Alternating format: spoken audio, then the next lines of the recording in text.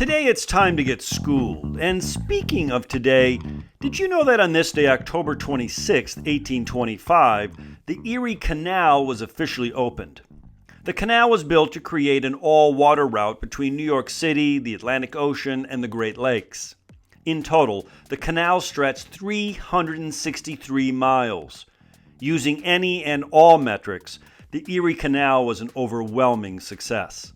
Social, political, and economic gains exceeded all expectations. Building the canal was not easy. The elevation between Lake Erie and the Hudson River increases by 600 miles.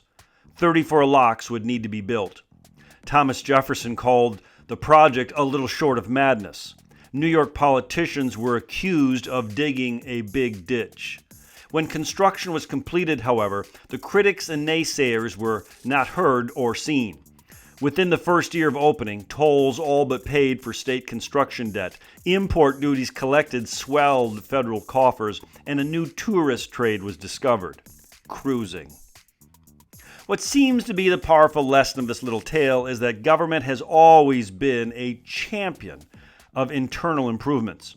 Infrastructure projects are not governmental boondoggles, but triggers for great economic gain.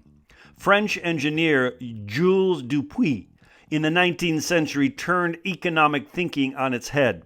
Rather than assessing large public infrastructure projects on cost, he suggested they be measured in terms of its utility. Even today, the debate over infrastructure gets lost in partisan budget battles. All too often, we think short term.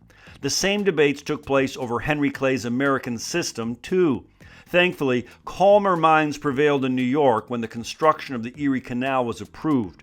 Our economic growth has always been inexorably tied to public internal improvements like the building of the Erie Canal. Many still imagine our success is due to good fortune. Here is hoping our future is not simply left up to feeling lucky. Psst, it's PROLOG with Mr. Review.